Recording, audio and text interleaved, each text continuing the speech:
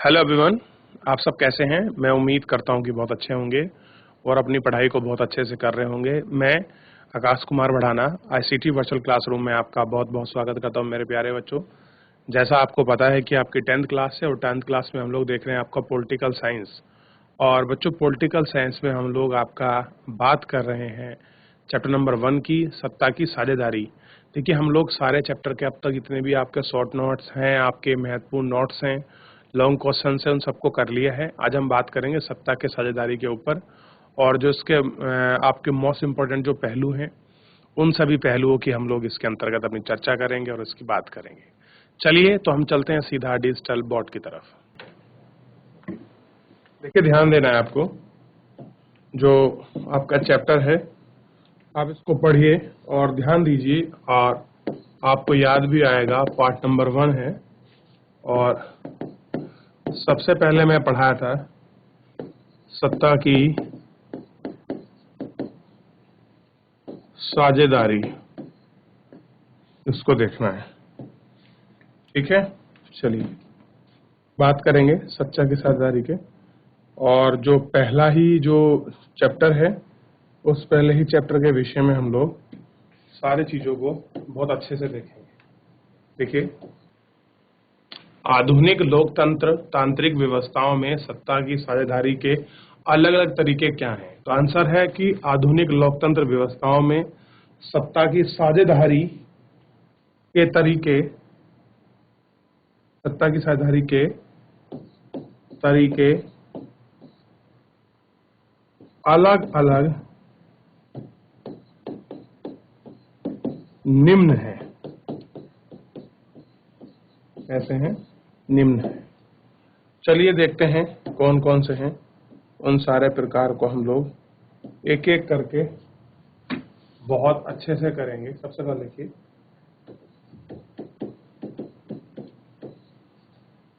शासन के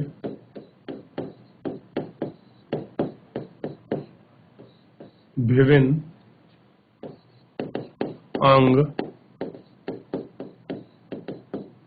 जैसे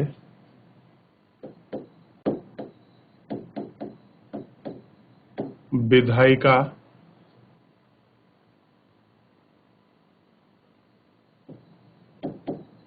कार्यपालिका और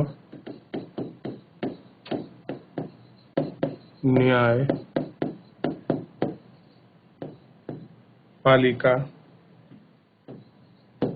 के बीच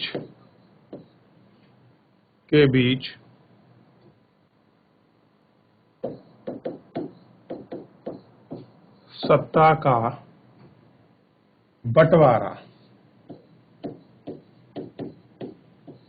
सत्ता का बंटवारा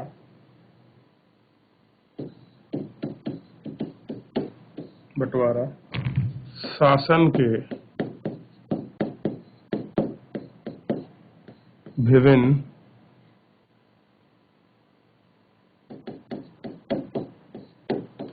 अंगों के बीच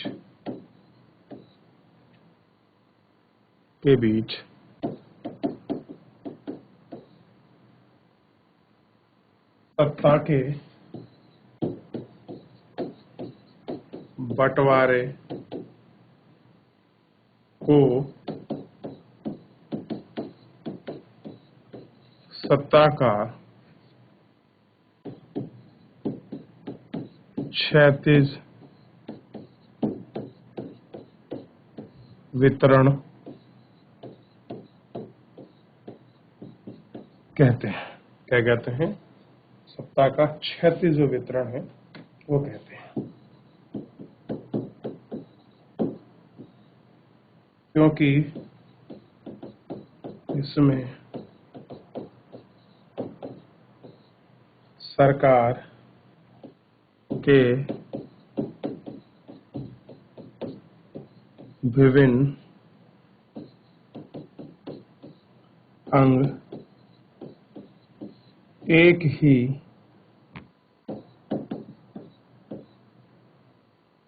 स्तर पर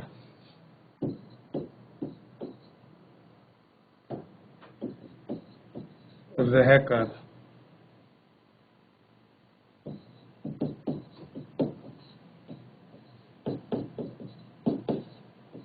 अपनी शक्ति का उपयोग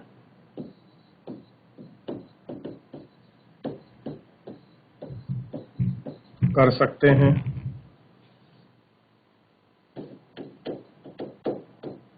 ऐसे बंटवारे में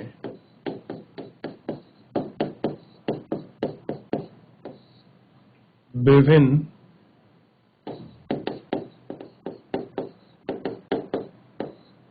संस्थाओं के बीच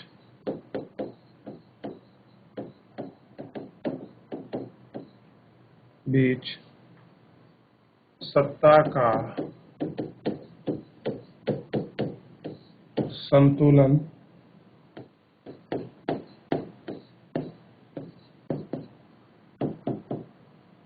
बनता है। क्या है? सत्ता का संतुलन बनता है। इस प्रकार की व्यवस्था का उदाहरण भारत व अमेरिका है। इतना लिखिए फिलहाल, तो एक पॉइंट समाप्त हुआ है। इसको कॉपी करें, फिर और पॉइंट को अच्छे से देखें।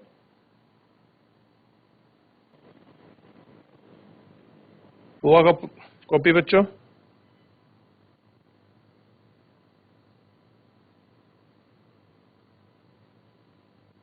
चलिए सेकंड स्टेप की तरफ बढ़ते हैं।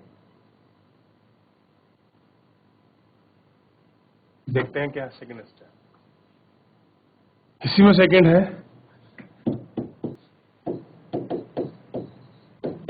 सरकार के बीच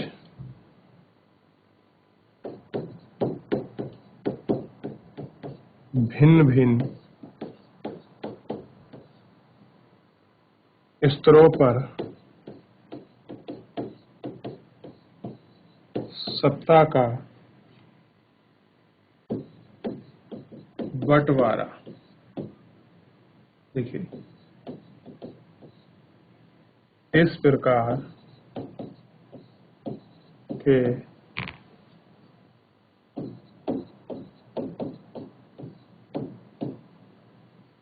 बंटवारे में पूरे देश के लिए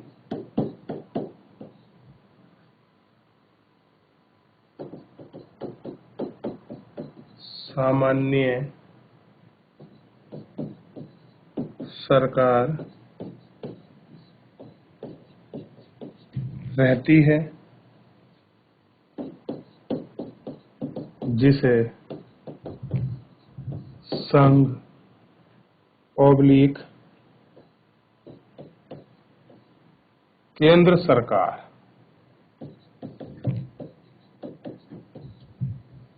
संघ ओब्लिक केंद्र सरकार कहते हैं।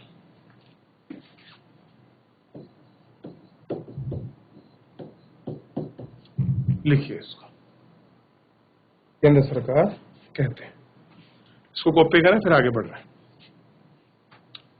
सेकंड पॉइंट है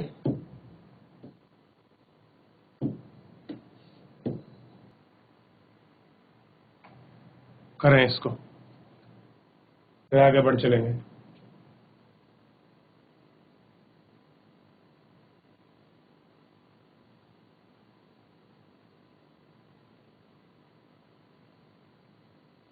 चलिए देख ही लेते हैं। अब देखिए,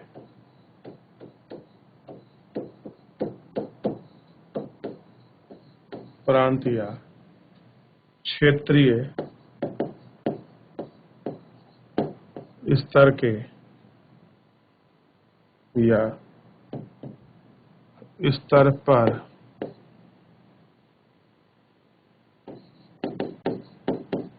अलग सरकार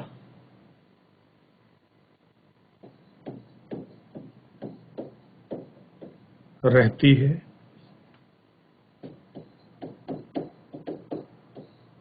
जिसे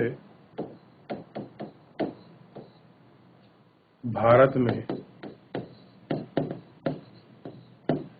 राज्य सरकार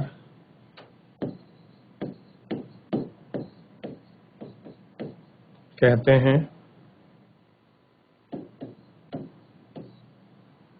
और राज्य सरकार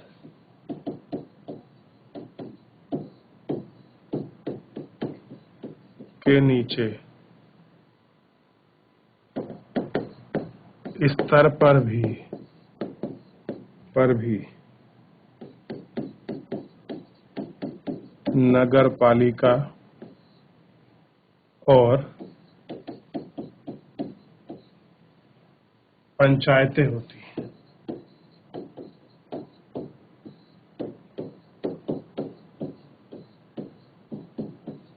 पंचायतें होती हैं।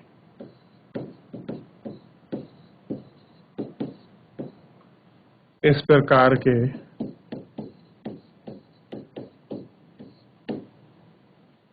बंटवारे को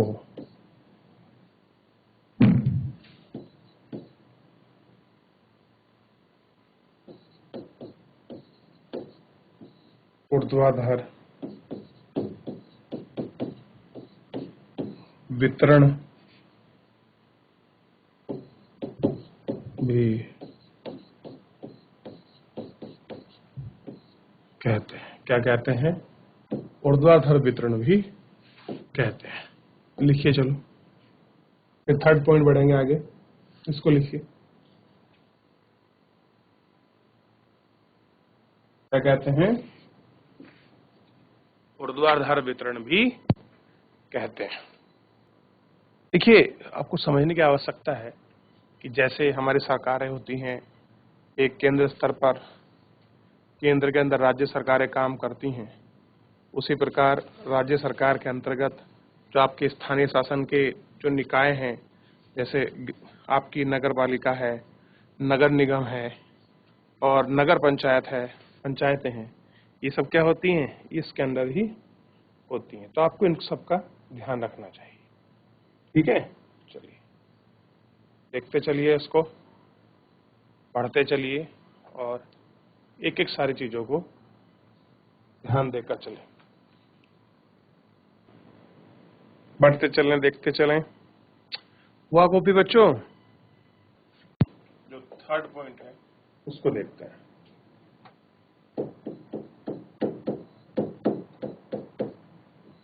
कह रहे हैं विभिन्न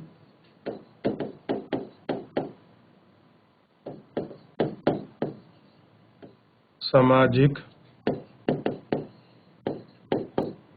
समूहों, भाषीय और धार्मिक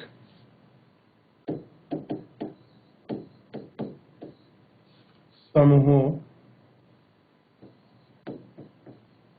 के बीच सत्ता का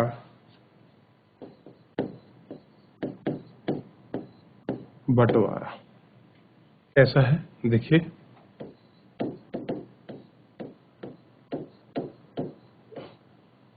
इस तरह की व्यवस्था, इस तरह की व्यवस्था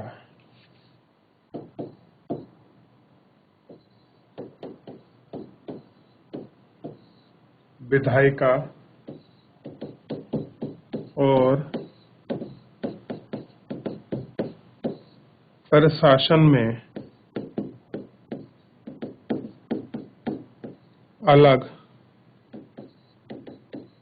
अलग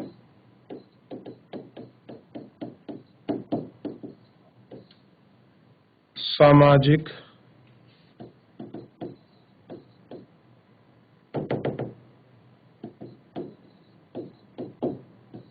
सामाजिक समूहों को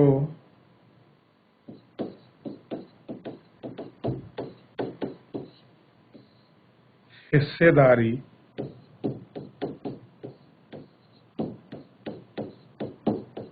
देने के लिए की जाती है।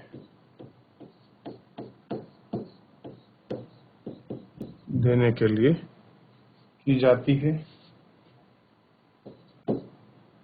बेल्जियम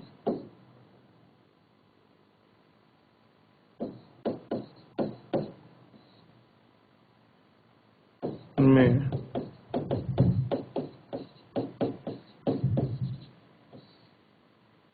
समुदाय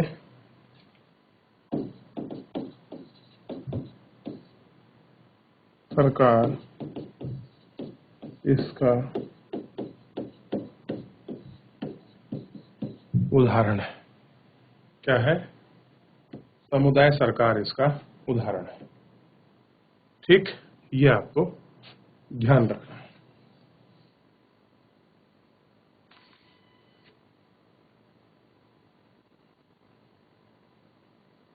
चलिए इसको लिख लीजिए तीसरे को, फिर हम लोग फोर्थ की तरफ बढ़ जाएंगे।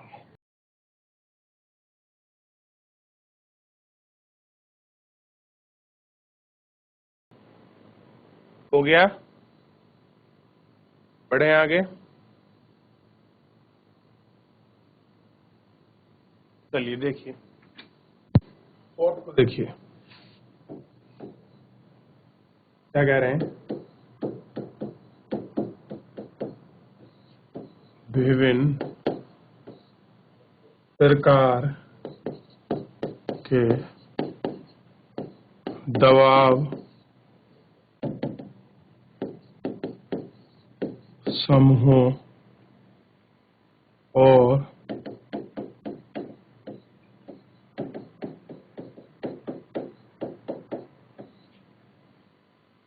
आंदोलनों के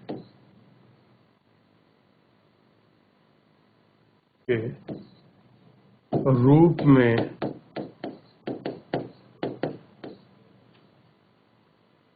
सत्ता का बंटवारा। ये देखना है। देखिए, समकालीन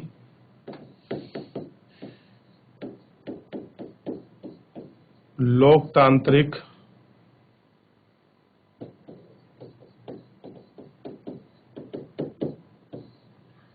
व्यवस्थाओं में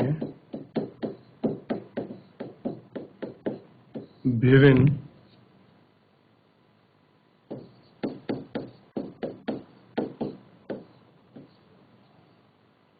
पार्टियों के रूप में यह विकल्प होता है।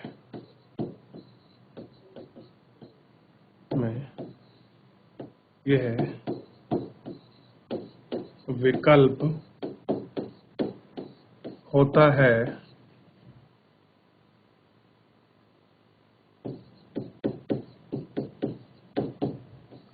पार्टियों के सत्ता के लिए आपस में प्रतिस्पर्धा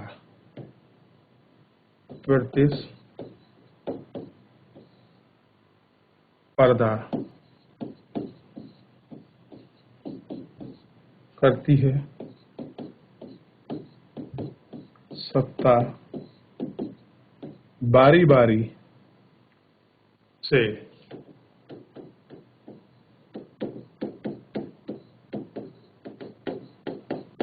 अलग अलग चार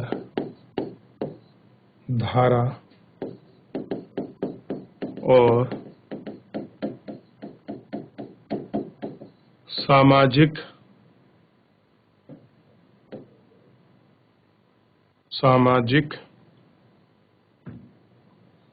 समूह वाली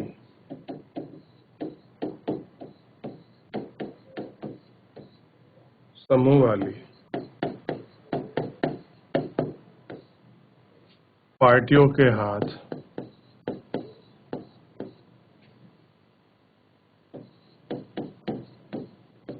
आती है।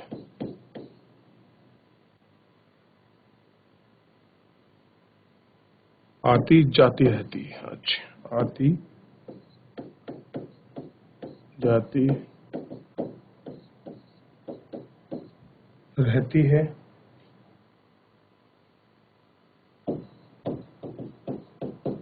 इसमें इसका अच्छा उदाहरण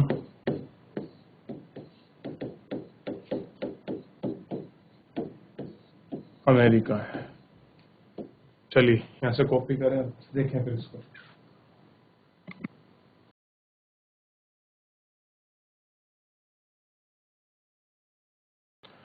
तो बच्चों, आप इसको समझ सकते हैं कि कैसे हम किन स्तरों पर हम सत्ता का बंटवारा कर रहे हैं। हम सारे स्तरों पर आपका सत्ता का बंटवारा देख रहे हैं, चाहे वो सामाजिक आंदोलन के रूप में हो, धार्मिक भाषाओं के रूप में हो, क्षेत्रीय के रूप में हो, चाहे आपके प्रशासनिक सत्ता का विभाजन है। हम सारे विभाजन की बहुत स्पष्टता और सुसंगत तरीके से उसको देख रहे हैं और उसकी बात कर रहे हैं। तो आज के लिए इतना ही बच्चों, मिलते हैं नेक्स्ट लेक्चर में। तब तक अपना ध्यान रखिए, स्वस्थ रहिए और अपनी पढ़ाई को बहुत अच्छे से करते रहिए। मुझसे जुड़ने के लिए आपका बहुत बहुत धन्यवाद।